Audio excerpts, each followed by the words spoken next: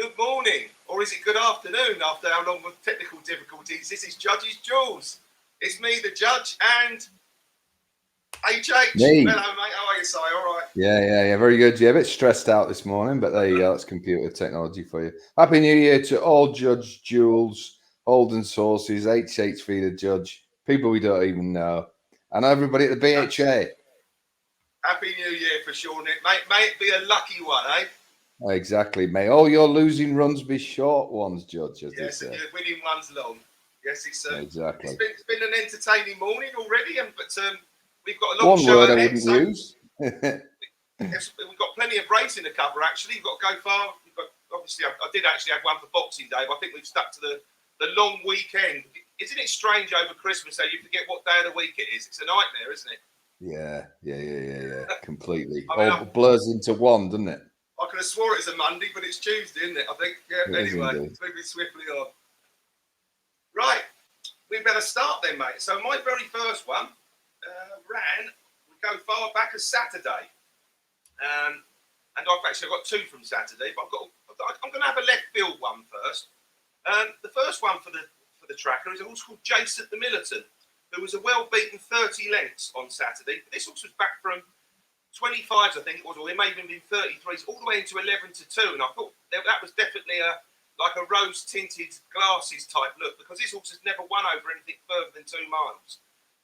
So it was well backed. Anyway, during the race, there was two of them basically that looked like winning at any stage, and this was the other horse turning into the home straight. He started weakening as they approached the second last, and the eventual winner, Punto del Estre, or something like that, ended up winning the race by 20 odd lengths. And Jason the Militant in the end dropped away and finished fifth. But to me, it was the second best horse in the race, got beaten by a very well handicapped horse. Now, if you go back to this horse's form, just as it wasn't even 3 years ago, say 2.5 years ago, this horse was favourite to win a Grade 1 at Aintree for previous connections, Henry de Brobhead. And on this first run, for this particular stable, Philip Kirby's stable, he ran at Cheltenham back in January last year, the 28th of January, and run off a handicap mark of 154. But it was a 2-mile race and actually ran very well. But this horse now dropped to a mark of 132 now, and I think after the race on Saturday, this will be dropped at least another £3. So that means it can then start getting into 130 to 130s. I think perhaps not next time, Si, because they were perhaps once bitten, but I think this could be twice shy. I think this horse might actually pop up soon, and I think this horse obviously must be showing something at home for them to go for a little tickle on this. But back over 2 miles on soft ground, in a probably 0 to 125 maybe in a couple of runs' time, I can see Jason the Militant being a well-backed horse and landing a punt. I think he paid for being the only one who took the favourite on, didn't he? Yes, yeah, that's right. And I mean, would have finished second if he, didn't try and win the race, if you like. And that race proved again what the hell has happened to our old friend Cheddleton. Oh, yeah. I think 2 runs back, I think he broke a blood vessel. I wouldn't be too surprised if the same happened. And maybe, unless they can sort it out to time that horse retires now, maybe. I think he's done enough, do you? But I agree. I thought the favourite was very impressive. And it's interesting that Punta del Este, on a few days when a few of the Skelton favourites have run massively under form, it was a really ready winner. So I like to see a horse win when a few of the other fancied horses from that yard have flopped. So to me, that gives that an extra boost. I mean, God knows what the handicap will do with that one. But yeah, like you, dropped in grade. The Kirby yard, very astute when the old money's down. So it wouldn't surprise me if you're right there. And that lands a touch set Weatherby, or maybe even back here at Haydock. Yes. But I'd like to see that definitely back down to 2 miles myself. I don't think it gets. Yeah. Certainly to go off that fast. That's right, yeah. I've got perhaps 2 from Cheltenham. Slightly less testing conditions. It wants soft ground horse, but I mean I think we'll all agree that the going over the last sort of couple of weeks, it's been not just heavy, it's been ridiculous, isn't it? Horses that go on soft haven't even been going on it. Yeah, attritional, yeah. Well, I've got 2 at Cheltenham. From New Year's Day meeting. My first was in the 12:20, a really, really strong maiden hurdle, probably the strongest maiden hurdle that's been run all year, and was won by a first time out over fences, very, very well backed, heavily backed in the last 5 minutes. I had exchanges up, and this anything that was put up was just snaffled immediately. I know there's some huge bets on course for Peaky Boy, the winner, won by 5 lengths, really impressive. I think one more run and next stop the festival for that one. But I want to highlight the second, which has got beaten 5 lengths, but I think it's got beaten by an exceptional horse, and that was the Ben Pauling trained Champagne Twist. Now, of course, they had the old Shake 'em Up Harry win later in the meeting.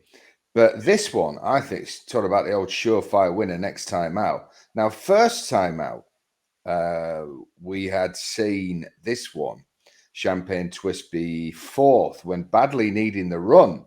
The paddock pickers said before, finished 16-1. Big price for a Ben Pauling horse. We know they're usually smashed.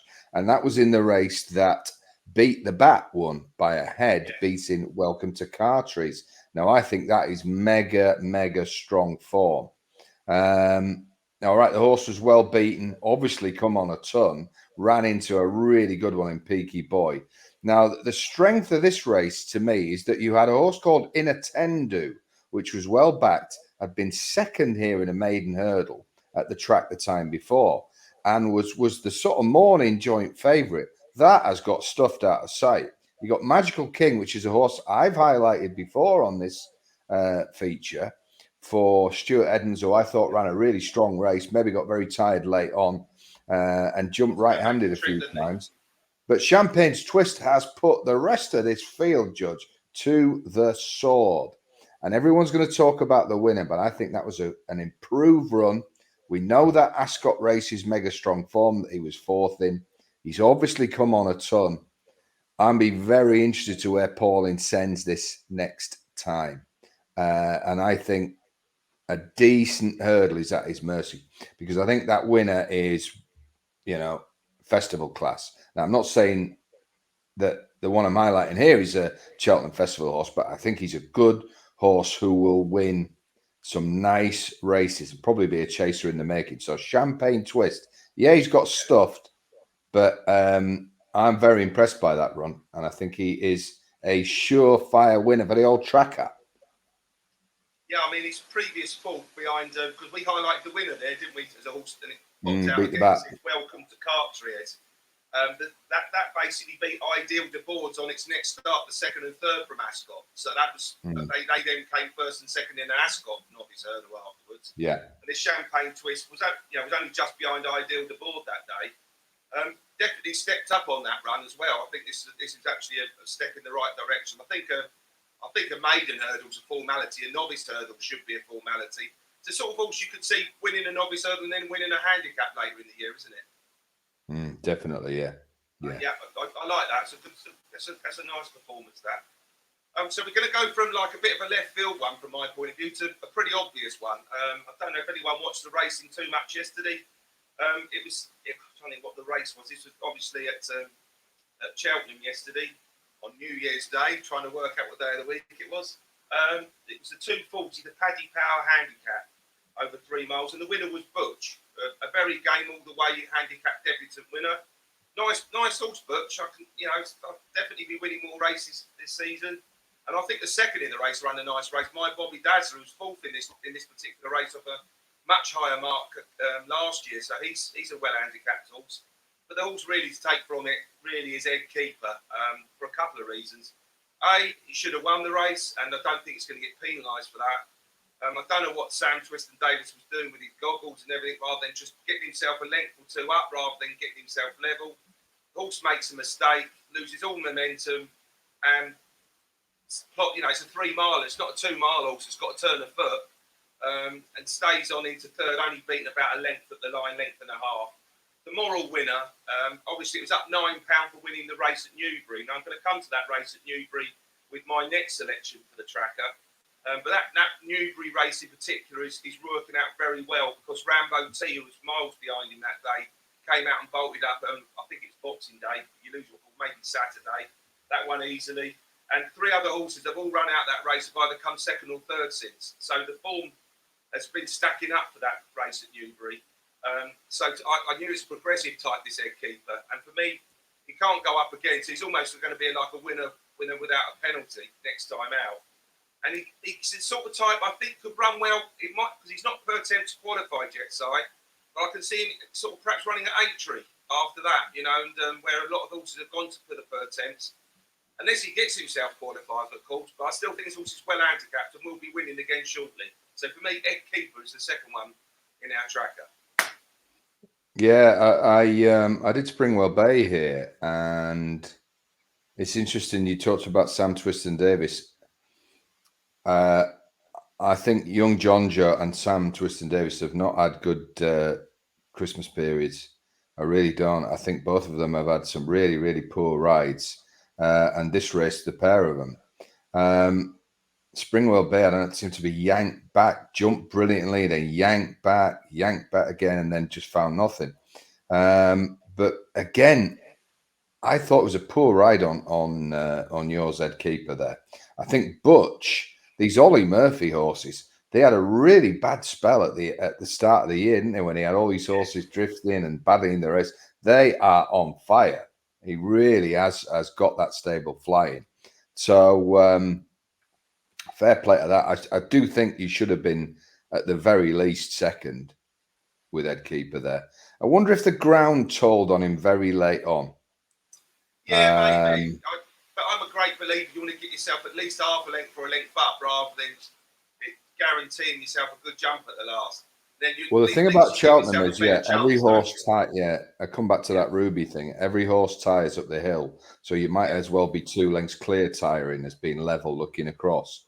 Yeah, and he did win over 3 miles the time before finishing the race quite strongly. So admittedly the going was a bit stiffer on, but he hadn't even gone for him until we come to until after the last.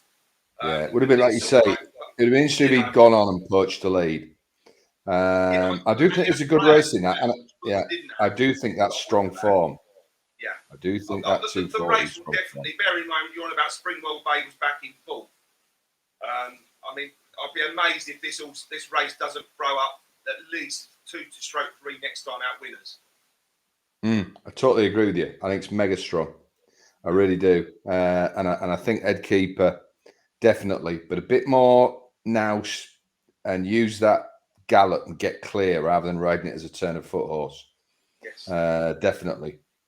But yeah, my second one, and John Joe's going to think I've got it in for him. I do actually like young John Joe. I'm a big fan of his overall, and I'm not blaming him for this one. So I'm going to highlight Inch House, who's been a really impressive horse this year, one of the real handicap chase talking horses of the year, and he's got well beat yesterday.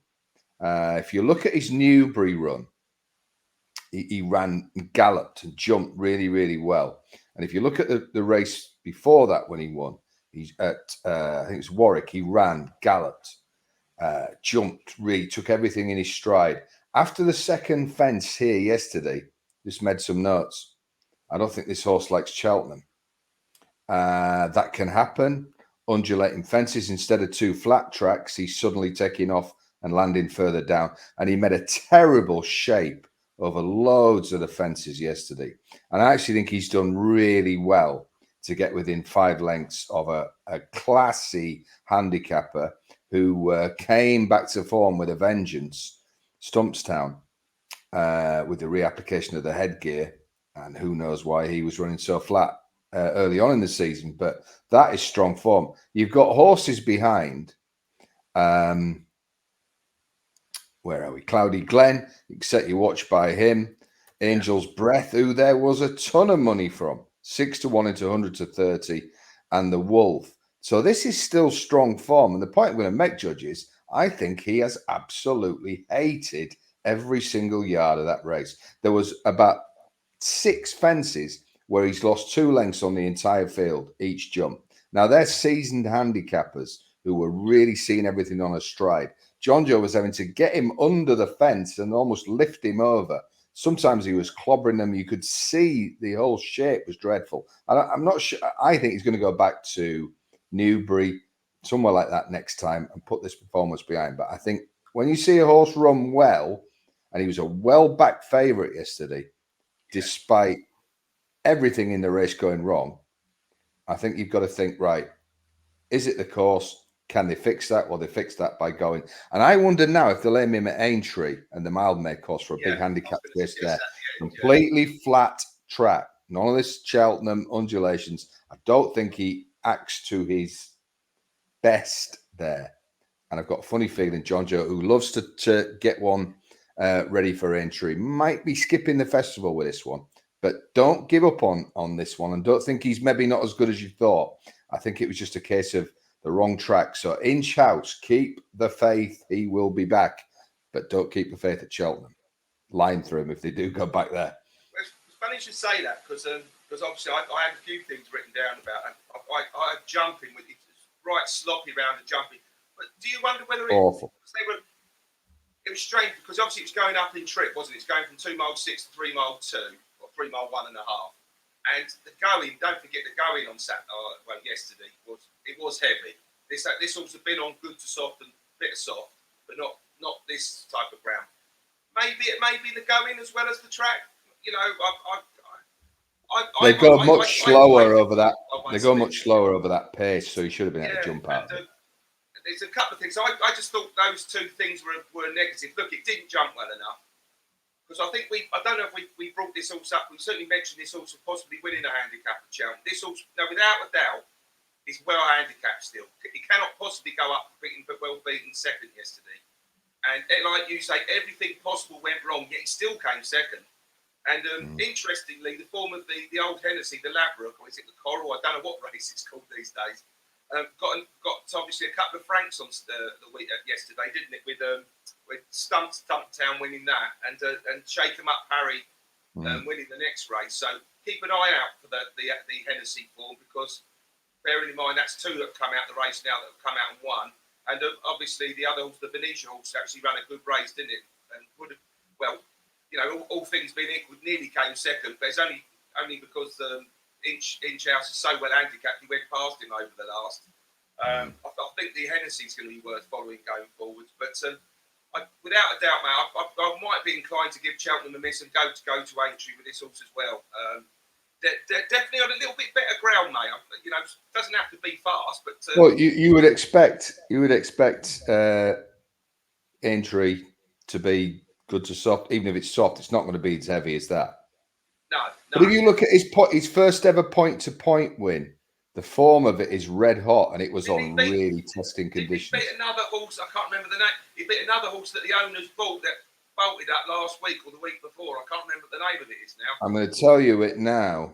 I'm sure they bought that horse as well. Yeah, because we've highlighted that as well. Let's have a look. But it's in the same colours. It's called Are You Wise to That? That was the one you put up last week, wasn't it? It won at Cheltenham last week. That's the one. Yeah. So that's not I didn't put it up. last time we were on the show. Before I get a nasty WhatsApp message, I didn't put it up. It was Tracky's Bet of the Year. I backed it. It's his one. Do you remember? Yeah. I mean, without a doubt, that, like you say, it just shows those point-to-points. You do get some real strong ones, don't you? Yeah, but that was bad ground that day. But they probably didn't go very quick that day, to be fair. No, well, there must be a John Joe theme, because my final one is a John Joe horse as well. I like a horse called Regal Blue that ran on Saturday at Haydock in those atrocious conditions again. This horse was well beaten in the Ed Keeper handicap hurdle back in December. Well, on the 1st of December, pulled up in it actually. And then since then, it came third, a fast finishing third at Leicester on his handicap chase debut. Was his first run over fence, to be fair, but in a handicap. He's only beaten 2.5 lengths by the Edgar Wallace, which actually was pretty strong form. And on that basis, I quite fancied him on Saturday. And then he looked, during the race, he came there, turning to the home straight. I thought, we've got a good chance here going to 4 out. And then the winner, Happy and Fine, kicked clear. And he looked like he was going to drop away. And you know what Haydock can be like up that home straight. Once they start dropping away, they do tend to go. But this horse ended up dropping away and then finishing really well up the running. Whether it might need a set of blinkers or a couple of cheek pieces on each side, I think this horse is definitely well up to winning. Perhaps over slightly further or putting headgear on. he's definitely handicapped enough to win the race, this Regal Blue. Jumps well enough. Only made one slight mistake at Haydock. It's jumped round Leicester. Perhaps not, two of the strongest tracks. Haydock used to have big fences, didn't it? But they're not as big as they used to be. But perhaps I wouldn't expect it to be winning at one of the big tracks, but I can certainly see it winning one of the smaller tracks. And he's definitely handicapped to win off a marker 1, 2, 3. So for me, Regal Blue is the last one for the tracker. And the last one on Judges' Jewels. Oh, wow. Yeah, it was very, very tiring ground, wasn't it? So it was quite impressive that he looked well beat and then sort of took off again after the last, didn't he? He did, yeah. And so if you can do that and ground like that, you'll definitely stay further. Yeah. That's my Old Schofield looked like he'd not given up, but settled for it. And then the horse seemed to just go again, didn't it? That's right. I think John Joe's got his horses in good form. Yeah. In really good form. I mean, he seems to be having a better season this year, isn't he, John Joe? And he's got horses that are still well handicapped too. Yeah, he has, yeah. And I mean, they've run on heavy at Leicester and Haydock. And I do think if you look at his last win, it was actually at Foss Lass in a really slow time over 2 mile 4. Yeah. Schofield on again when he beat Miles from Wicklow, who was really well fancied that day, and a horse called Militaire, and they were both really well gambled. And Regal Blue beat them by 7 lengths. I always remembered that race. So, staying is his bag, isn't it? Because if you win on bad ground at Foss Lass, you will stay anywhere. And definitely soft ground this horse wants. Yeah, so one for a decent big field handicap run on bad ground, I think. Impressive. Going back to Haydock, one of the, sort of those 3 mile handicaps that you get around there as well. I think he's a nice horse to follow anyway. He's only 7. He's only had 5 runs in his life. Yeah, there could be some progress in there still. Plenty of time to improve. So. Right, so I think we've covered those horses, but there's a few things. First thing we've got to say, this is the last Judges' Jewels. However, don't all cheer at once. Yeah, that's right. It's the last Judges' Jewels. However, if you would subscribe to my service, you're going to get the very best bets. We've got a new year ahead. There'll be the very best bets out there. So there won't be so many each day. Just perhaps 2 or 3 a week, maybe a couple more. And how about you, Si? You've got a big year ahead as well, haven't you? Yeah, and if you're in HFC Club or the wider thing, we're going to be telling you really soon about how you can be on the Judges' best bets in an all-new way in 2024. The very, very best he has got. So it's going to be a very exciting year across the board. And look out for the return of my Holden Sources channel, if you are watching, in a very different format. So we're going to refresh, reboot. But one thing's for sure. We're going all out to give you the biggest year you've ever had, punting-wise, across the whole club in 2024. How about that? Sounds good to me, mate. We've got a big year ahead. Yeah. All those winners you've got to find. Yeah, and thanks for everybody who's watched. Yeah, very much so. It's been fun doing it. Everybody who's watched HHV The Judge, we do appreciate it. We thank you for your support, and we will reward you by picking your loads of winners in 2024. How about that? And what do we say at the end of the show? Well, yeah, for a whole year, be lucky. Be lucky.